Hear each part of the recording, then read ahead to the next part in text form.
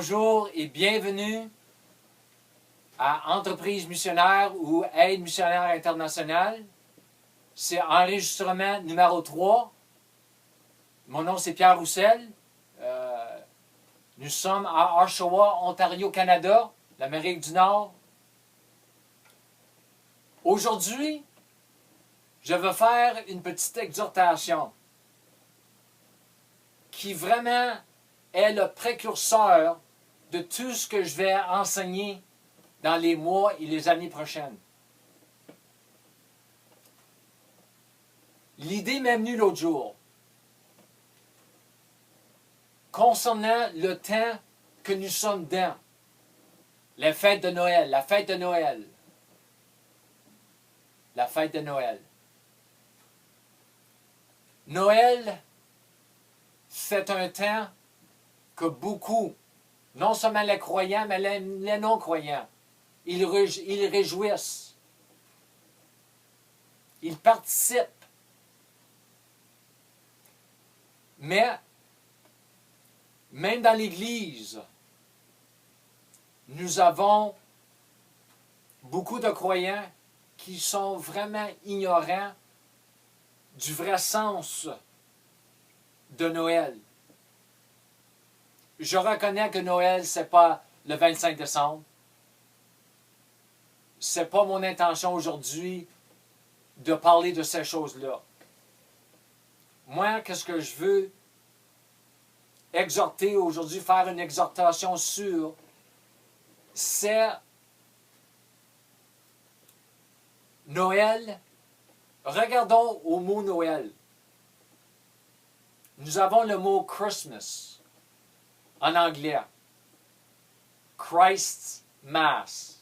Le Christ. C'est qui le Christ? C'est ça que Jésus avait demandé. C'est qui le Christ? Qui dit le Christ est? Qu'est-ce qu'ils disent de moi? Le Christ a beaucoup de titres dans la parole, dans l'Ancien Testament et dans le Nouveau Testament. Mais quelque chose que Dieu m'a fait voir une couple d'années passées, qui m'a vraiment ouvert toute la parole. Et moi, je veux dire toute la parole. Moi, je vous parle de la Genèse à la Révélation. Et je veux vous encourager. Les révélations, les enseignements que j'ai reçus, primairement de l'Esprit de Dieu qui habite en nous, ceux qui sont nés de nouveau, sont venus à cause d'un don que Dieu nous a donné. C'est le don de prier en langue. Parce que quand nous prions en langue, ce n'est pas vraiment nous qui prions, c'est l'Esprit Saint qui prie. C'est un langage que Dieu nous a donné. Et il faut s'en servir autant que possible et bien s'en servir.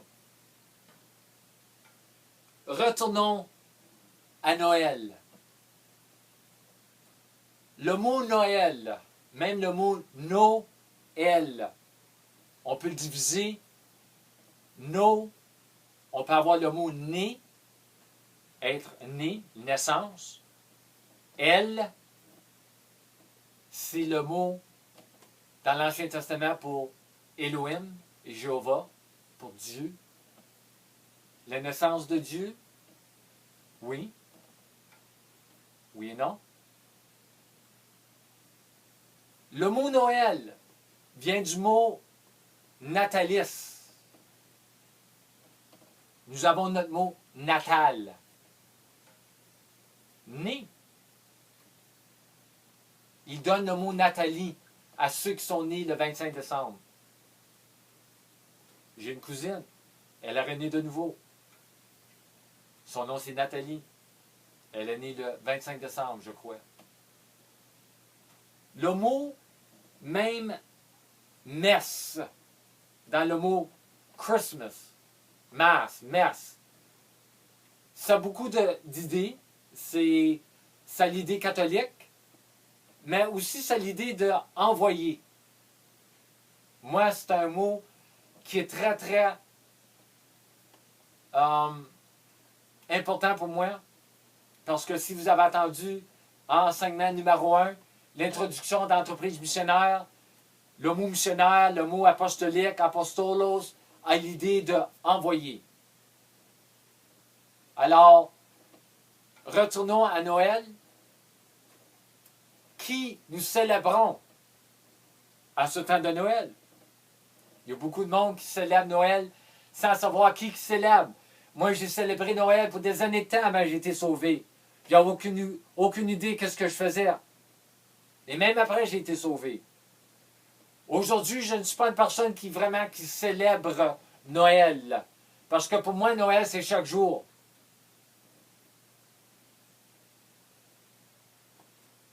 La célébration, ou la venue, ou la naissance du Christ. C'est qui le Christ? C'est notre Sauveur. C'est notre Seigneur. Et beaucoup d'autres termes qui sont donnés à Jésus. Mais Dieu a commencé à me faire voir quelque chose environ 4 ans passés.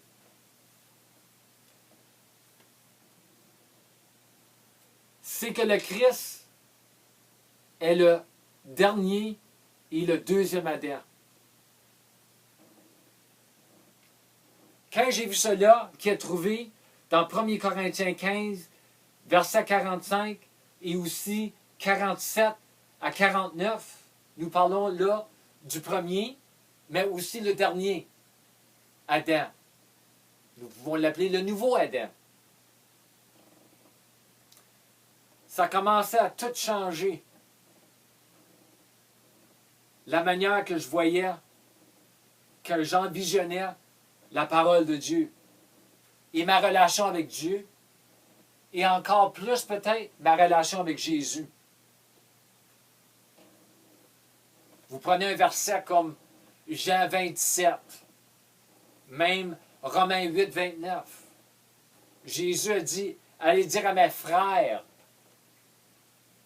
Après la résurrection, il a dit ça. Allez, il n'était pas sauvé encore, les disciples. Mais il prophétisait, je crois.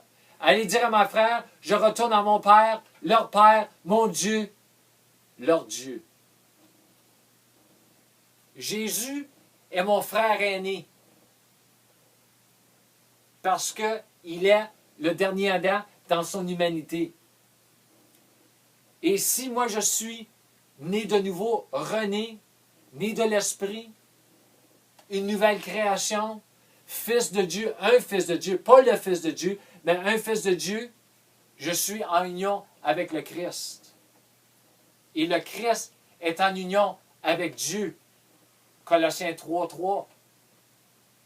La vie du Christ, c'est ma vie. Colossiens 3, 4.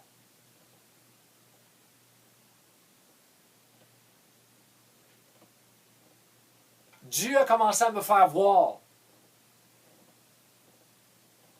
que tout ce qui appartenait au Christ, le deuxième Adam, le dernier Adam, le nouvel Adam, tout ce qu'il était dans son humanité, tout ce qu'il avait, tout ce qu'il pouvait faire, ça m'appartenait.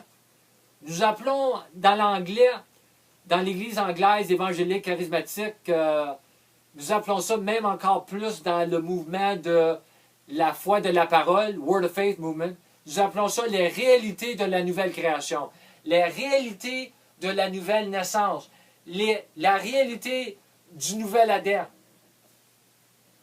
Non seulement les réalités, mais les bénéfices de ce nouvel Adam, de cette nouvelle union que Dieu nous a donnée à la race du premier Adam dans sa chute, dans sa tombée. C'est pour ça que Paul nous enseigne de la nouvelle création. Tite 3,5 nous enseigne que nous sommes renouvelés et régénérés par l'Esprit de Dieu. Le même Esprit qui a donné naissance à Jésus. Le mot régénéré, vraiment, ça devrait être traduit regenèse. Une nouvelle genèse. Nous sommes retournés dans le jardin.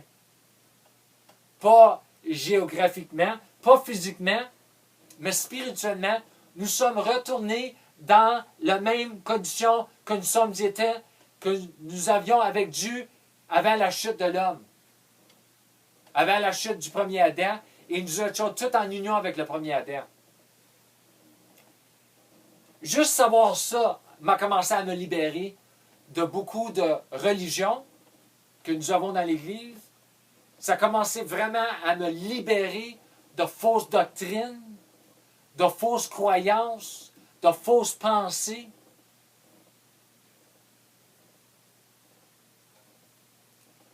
La parole nous enseigne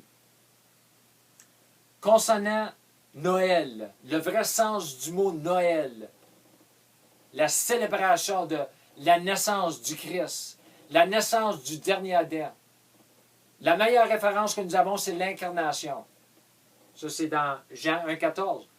Dieu, la parole, est devenu homme, chair. Mais nous avons deux versets. Nous avons d'autres, mais ce n'est pas vraiment un enseignement, c'est plus une exhortation. Nous avons deux versets qui vraiment nous donnent une révélation, une compréhension concernant ce dernier Adam, ce deuxième Adam, ce nouvel Adam et mon union avec lui. Et c'est trouvé dans Colossiens 1,15, le premier-né de la création, pas la création de l'univers, pas le premier-né de la création, de la première création du premier Adam. Ben non, c'est Jésus, comme Dieu, qui avait fait partie de cette création-là. Quelle création qu'il parle de? Le premier-né. Le premier à être né de cette nouvelle création. C'est ça qu'il parle de. Et dans verset 18, le premier-né des morts. Quelle mort? Les morts qui sont ceux qui sont morts physiquement? Non, ceux qui sont morts spirituellement. Jésus, le Christ, le dernier Adam, le premier-né de Dieu, le premier à être né dans un monde, parmi une race humaine qui sont morts à Dieu spirituellement, parce qu'ils ont perdu l'image de Dieu. Dans Genèse 5,3, où Adam a eu son premier fils dans l'image, dans sa propre image, et non dans l'image de Dieu, parce que à cause de sa chute. C'est pour ça que Dieu a fallu envoyer un nouvel Adam. Ça fait partie du plan de rédemption. Ça fait partie du plan de la substitution, où Dieu, pour remplacer le premier Adam dans sa chute, il nous a donné un nouvel Adam. Et si vous êtes rené de nouveau, vous faites partie de cette nouvelle union-là. C'est pour ça la parole, Paul, non seulement Paul, mais toutes les épîtres, au moins, je crois, environ 140 à 150 fois le terme « en Christ ». Être un avec le Christ. Être un, être en union avec le nouvel Adam. Il y a de la victoire qui vous attend dans cette union. Et ceux qui ne sont pas renés de nouveau encore, vous pouvez l'être aujourd'hui. Et si vous êtes vraiment renés de nouveau, vous devenez en union avec ce nouvel Adam. Et dans cette union avec cette nouvelle Adam, le Christ, la vie du Christ vous appartient. Est-ce que vous comprenez cela? Colossiens 3,4. Christ, ma vie. Tout ce qui fait partie du Christ et sa vie, dans son humanité, nous appartient. Parce que nous sommes en union avec lui. Lui est le premier-né. Moi, je suis rené de nouveau. La parole nous enseigne que nous sommes fils de Dieu. Lui est le premier fils de Dieu. Si vous lisez dans Luc 3,38, la généalogie de Jésus, qui retourne au jardin. La généalogie de Jésus dans Matthieu, ça retourne à Abraham.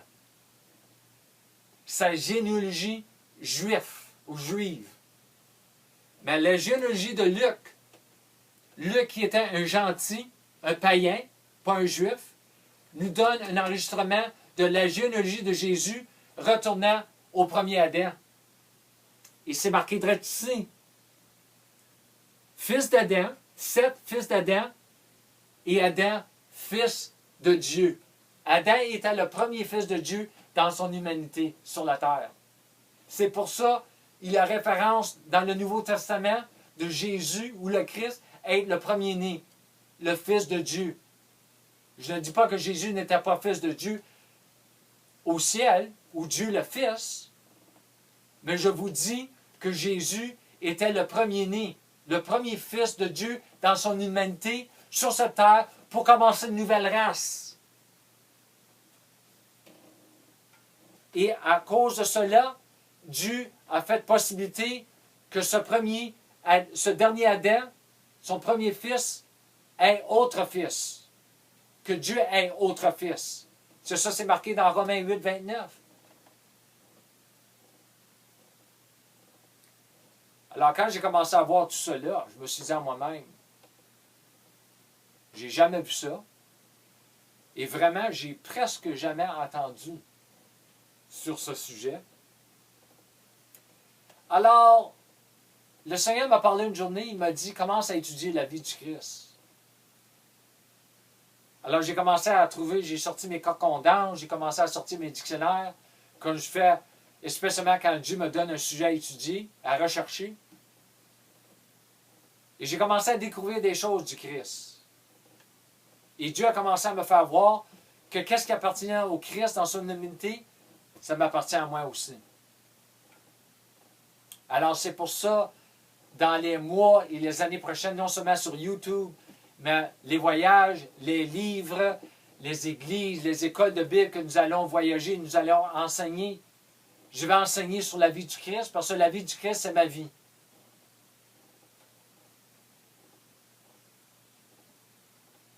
Le Christ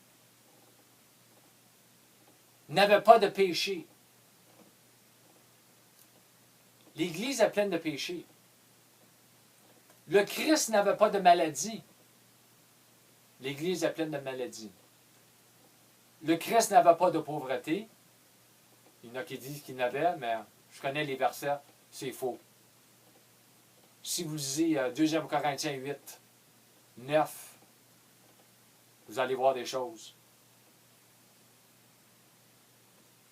Le Christ n'avait pas de pauvreté, il n'avait pas de faiblesse. Et tout ce qui appartient au Christ, ça m'appartient. Ça vous appartient. Comme des fils de Dieu, des enfants de Dieu. Le mot fils dans le grec n'a pas de gendre. C'est pas masculin, non, nous féminin. Il n'y a pas de gendre. Nous sommes fils de Dieu. La parole nous enseigne qu'il n'y a pas de juif, il n'y a pas de gentil dans le Christ et autre chose. Alors, Dieu a commencé à me faire voir que si je ne commence pas à renouveler mon intelligence à la vérité de la vie du Christ, nous appelons ça l'hérité de la nouvelle création, je ne peux pas marcher dans ces vérités-là. Alors, j'ai vraiment commencé, depuis 2007, j'ai vraiment commencé à prendre le temps, et je vous parle des heures et des heures et des heures par jour, à renouveler mon intelligence, à l'hérité de cette union, cette nouvelle union. Ça fait 2000 ans que nous avons cette nouvelle union. Et on dirait que presque personne marche dans cette vérité de cette nouvelle union. Et la raison, c'est parce qu'ils n'ont pas pris le temps de renouveler leur intelligence à qu'est-ce qui leur appartienne concernant cette nouvelle union. Tout ce que le Christ était dans son humanité, tout ce qu'il avait, tout ce qu'il pouvait faire, ça m'appartient, ça vous appartient. Et beaucoup de mon enseignement va vraiment vous aider à marcher dans ces réalités-là. Parce que moi, je peux venir à une place que je ne pêche plus, que je ne suis plus malade, que je n'ai plus de pauvreté, que je n'ai plus de soucis dans ma vie, que je n'ai plus de faiblesse dans ma vie, parce que ça n'appartient pas dans la vie du Christ. Comme je vous ai dit, c'est plutôt une petite exhortation. Et aussi, c'est un précurseur. Et comme ça donne que c'était le temps de Noël, j'ai vraiment ressenti le Seigneur me dire, Pierre, des fois, ce n'est pas une voix, mais il a un sens, une direction, un désir. Dieu, l'Esprit Saint agit souvent avec des désirs. Il nous donne des désirs pour nous envoyer dans une certaine direction ou pour dire certaines choses. Alors, j'ai vraiment ressenti le Seigneur me dire, enseigne sur Noël, le vrai sens de Noël. Oui, Jésus, c'est la naissance. Noël, c'est la naissance de Jésus comme notre Sauveur. Gloire à Dieu. De notre Seigneur. Et beaucoup d'autres choses. Mais le dernier Adam, il y a une nouvelle race sur cette terre. Il y a seulement 2 races sur cette terre, d'après Dieu. Pas d'après l'homme. D'après Dieu, il y a seulement 2 races. Ceux qui sont en union avec le premier Adam et ceux qui sont en union avec ce nouvel Adam à travers de la nouvelle naissance. Et il faut voir les choses comme Dieu le voit. Il faut comprendre les choses comme Dieu le comprend pour que nous puissions marcher dans sa vérité. L'Église, le corps du Christ, le corps du deuxième Adam. C'est super. C'est une merveille. Ça fait partie de sa miséricorde, ça fait partie de sa grâce. Il faut comprendre sa grâce. Il faut croire sa grâce. Jésus n'est pas venu seulement pour nous sauver de l'enfer. Le vrai sens du mot sauver, l'anglais c'est sozo. Le mot sozo, je ne veux même pas, mon temps achève, il me reste 5 minutes. Le mot sozo a tellement d'angles, de définition. C'est l'idée de délivrance. C'est l'idée de salut. C'est l'idée de guérison. Il y a beaucoup d'instances que quand Jésus guérissait quelqu'un dans les évangiles, si vous regardez dans votre grec, c'est le mot sozo. Je vais faire un enseignement dans les mois prochains. Peut-être 3-4 parties, comment étudier le grec, comment étudier l'hébreu. Vous encourager quel livre acheter. Et même aller sur les sites web, sur l'Internet, pour faire vos recherches sur le grec et l'hébreu, les langues originales de la Bible. Ici, j'ai devant moi ici, c'est mon hébreu et mon grec. Je vis dans le grec et l'hébreu. Dieu m'a tellement aidé avec le grec et l'hébreu, et aussi avec la prière. Il faut prier. Parce que c'est l'Esprit Saint qui nous a donné la parole dans l'hébreu et le grec. Alors, je vous remercie aujourd'hui de m'avoir écouté. C'est pas Pierre, c'est Entreprise missionnaire, c'est mon appel. Je vous encourage de partager avec autres, même ceux qui ne sont pas croyants. Vous savez, la bonne nouvelle, en anglais nous appelons ça the gospel, the good news. Je ne vois pas beaucoup de bonnes nouvelles dans beaucoup d'églises. Mais depuis que j'ai commencé à comprendre qu'est-ce que j'ai dit aujourd'hui et qu'est-ce que je vais vous enseigner, c'est une très bonne nouvelle. Ce n'est pas seulement une bonne nouvelle, c'est une très bonne nouvelle. C'est la meilleure nouvelle qu'une personne pourrait me dire. C'est que Dieu, même avec la chute de l'homme, du premier Adam, Dieu nous a donné un autre Adam, un deuxième Adam, une deuxième chance, une dernière chance, dernier Adam. Mais il nous a donné une nouvelle race, une nouvelle création. Et nous pouvons marcher dans cette nouvelle création par le pouvoir de Dieu. Le pouvoir de Dieu qui habite en nous, l'Esprit Saint. Dieu l'Esprit Saint. Non seulement le pouvoir de Dieu, mais Dieu l'Esprit Saint. Il y a beaucoup de personnes dans certaines religions ou certaines branches du christianisme qui ne croient pas que l'Esprit Saint est Dieu ou qui n'a pas de personne. Et je vais enseigner sur ces choses-là plus tard. Pas pour les condamner, pas pour les abaisser, mais pour les aider. Alors, je finis aujourd'hui. C'était mon enseignement numéro 3. La semaine prochaine ou demain, ça va être numéro 4, deuxième partie de ma biographie. Alors, je vous remercie. Que la grâce soit avec vous, que le pouvoir de Dieu soit avec vous, sa puissance, son amour, et je vous revois la prochaine mère. Shalom.